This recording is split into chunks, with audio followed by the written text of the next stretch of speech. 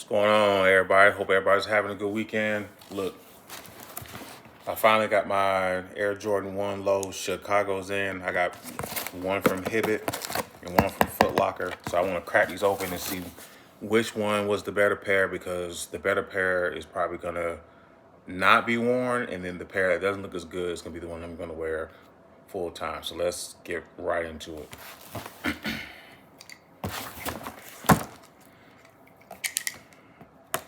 I would say they came quick, but they really didn't.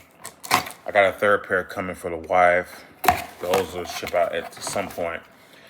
I don't know about anyone else, but I'm enjoying the fact that these were actually available, because let's be honest, when I did the raffle, I lost every single raffle. But the day of, take that back. So I did the ship to me option for Foot Locker. I hit on that, but all the other raffles, the straight L's, and they gave them fast, right? So I went back into Hibbett the morning they dropped, and I was able to check out and use my $20 reward. So my second pair, I actually paid less than retail for. So we're gonna open up the Hibbett pair first. Make sure you can see the box. Hopefully you guys can see that. Act like you've never seen the box before. The condition of the box is pretty decent, so I don't have to get rid of it as of right now. So these do come individually wrapped in paper, just so.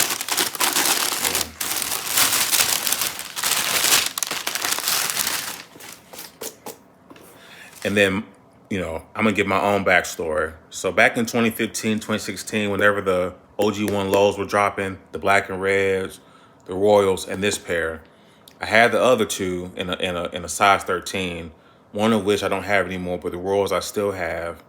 The fit on those are different, but the leather quality is trash. So hopefully they will re-release the OG1 low in the Royal for everybody, not the 85 cut, the pair that we had in 2016, but with this type of leather material. All right, those were the ones that had the big swoosh. The slender swoosh, I'm just not a fan of, because it makes it makes the shoe look smaller, if that makes any sense. I don't know, but here is the Hibbett pair, and I'm going to be looking at it as I'm talking. So I really wanted the Chicago low back then, but I think maybe I just took too long to get them.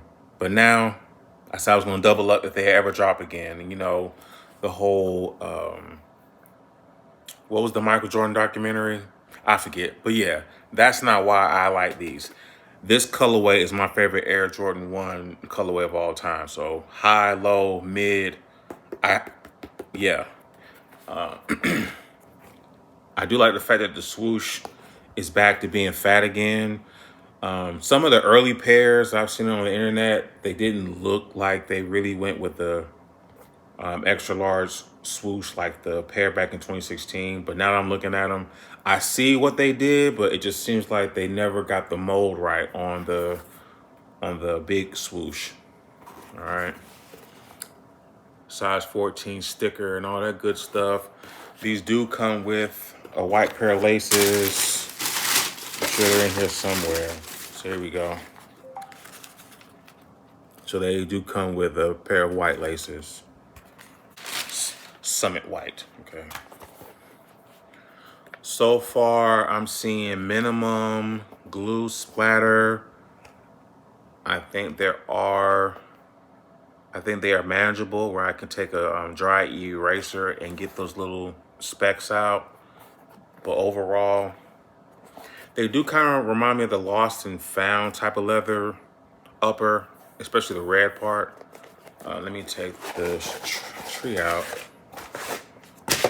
So far, the Hibbett pair looks pretty good. But yeah, one to rock and one to stop, because this is like my favorite Air Jordan 1 colorway. It's like they did everything right, from the tongue to the embossed logo. Everything looks good.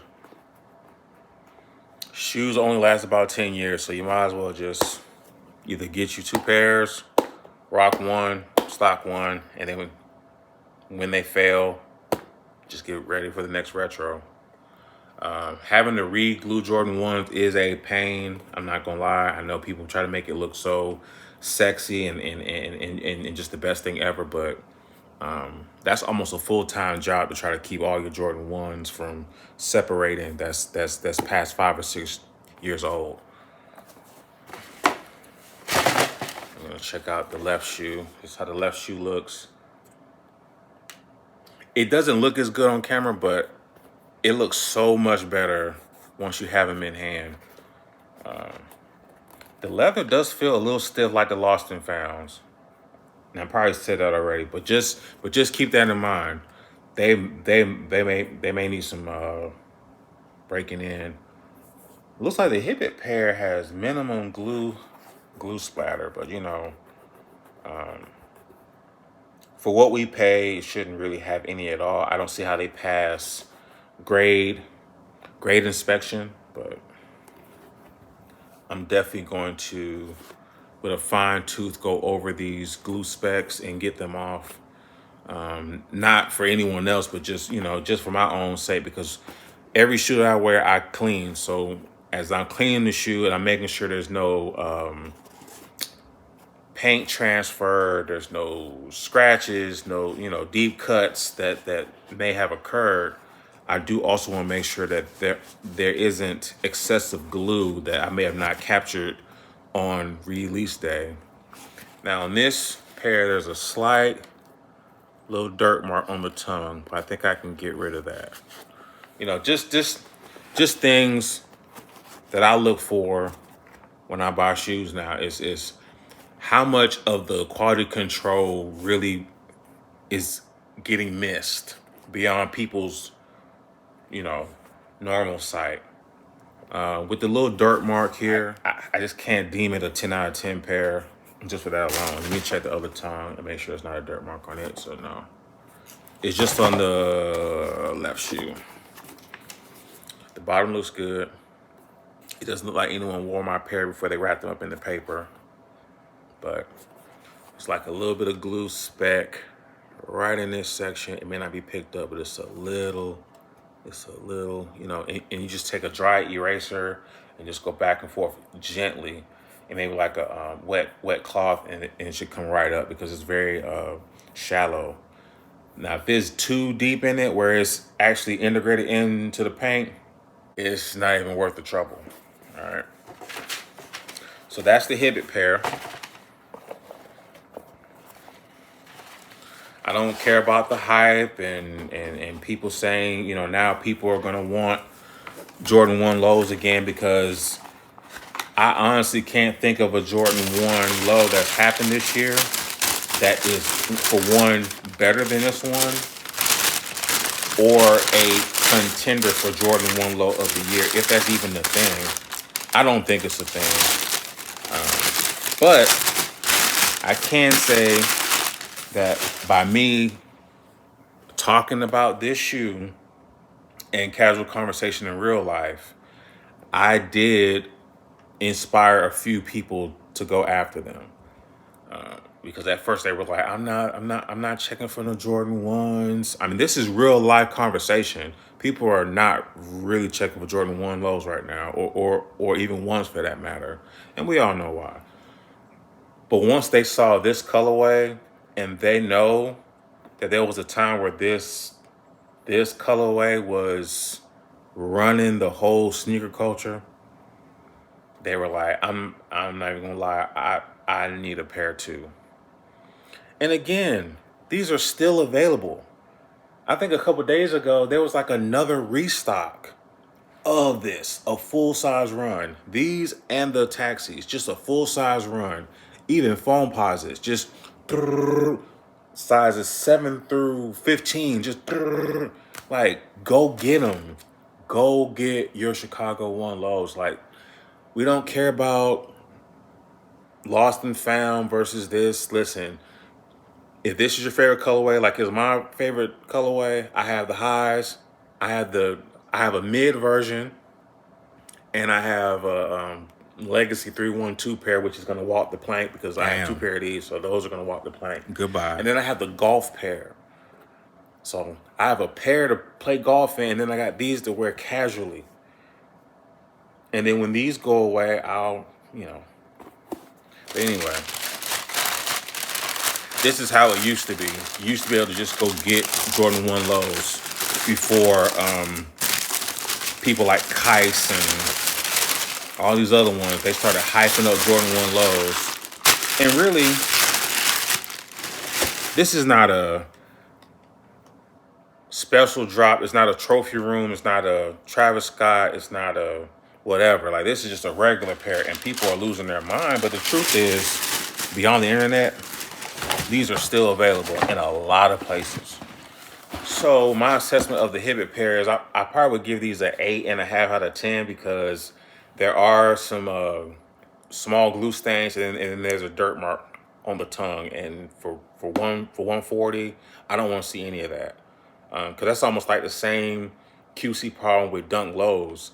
Like it's a great colorway and everything, but then when you get them in hand, you notice that there's a lot of overspray, and people like me who look at those type of details are not gonna be too fond of that. Now, we're going to the Foot Locker pair.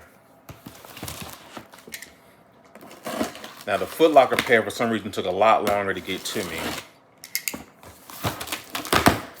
And I'm not sure why. And it seems like now that everybody's caught on that the Jordan 1 Low Chicago is rarely available, I think now they're having shipping issues because now things are taking a long time to process.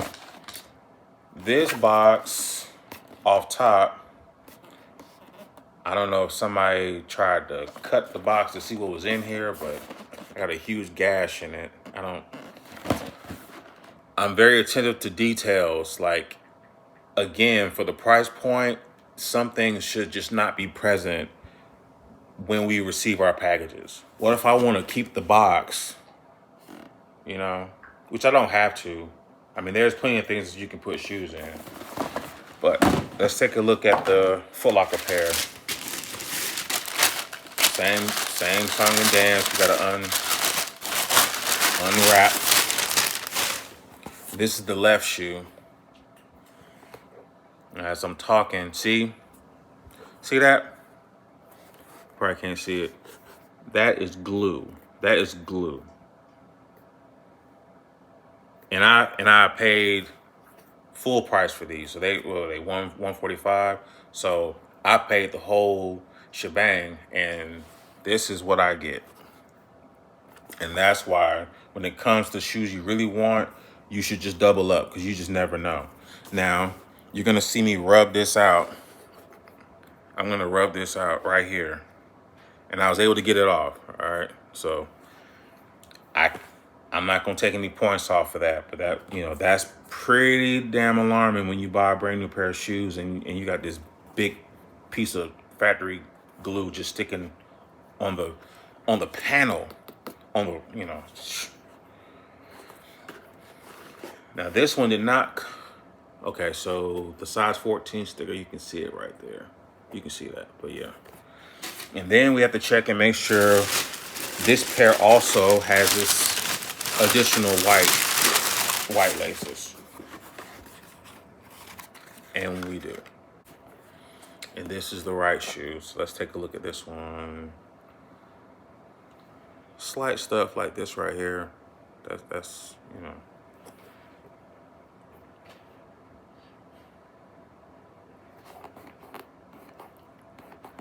They definitely have some glue splatter on these as well. Now, though I'm pointing out these minor flaws, neither pair is being returned to anybody's store because the issues that I see are actually manageable.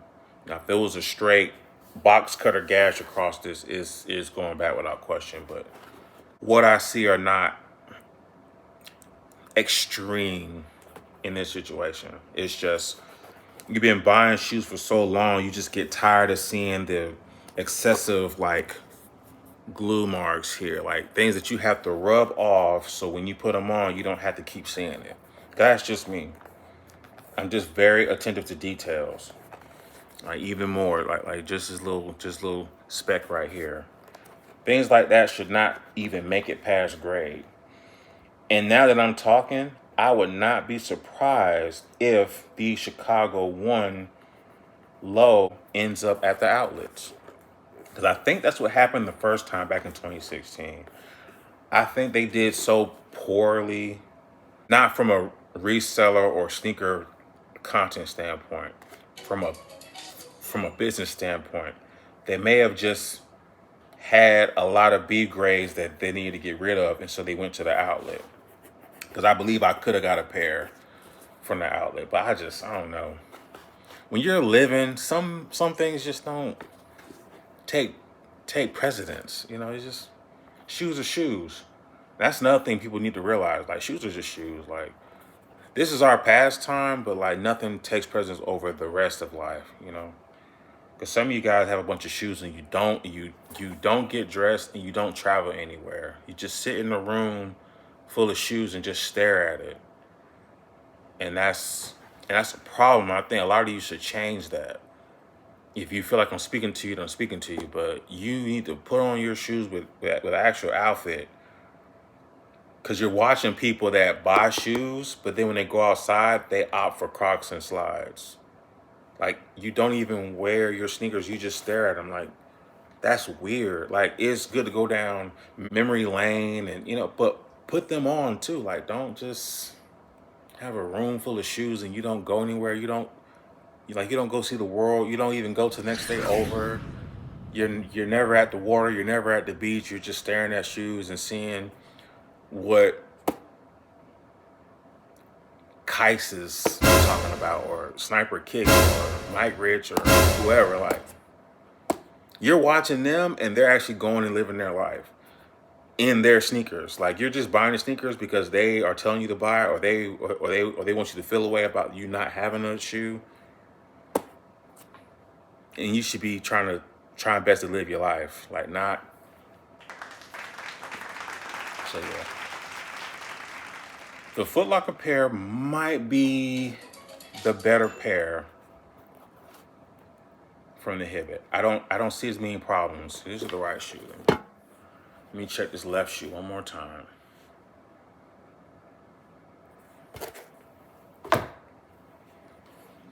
But I'm very excited to have this particular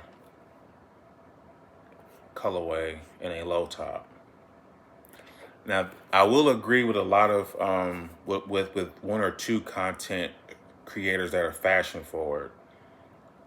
Low tops do seem to be the better choice when it comes to wearing jeans or just pants for that matter. I think growing up, low tops were reserved for shorts and high tops were reserved for, you know, jeans. But I think it's flipped over the years. I think it just really depends on how quick can you get a pair of shoes on.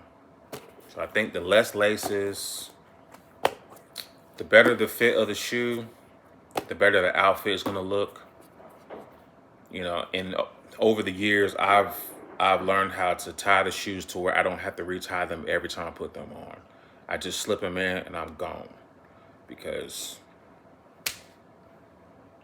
as you get older, you start to figure out shortcuts on how to make sure your like fashion sense isn't overtaken by everyone else's sense of fashion, but you have your own customized way of, you know, wearing your kicks and how you want to do your color schemes and choice in shirts and jeans and pants and all that good stuff right here. But yeah, real life sneakerhead stuff. So I'm gonna say Foot Locker has the better pair.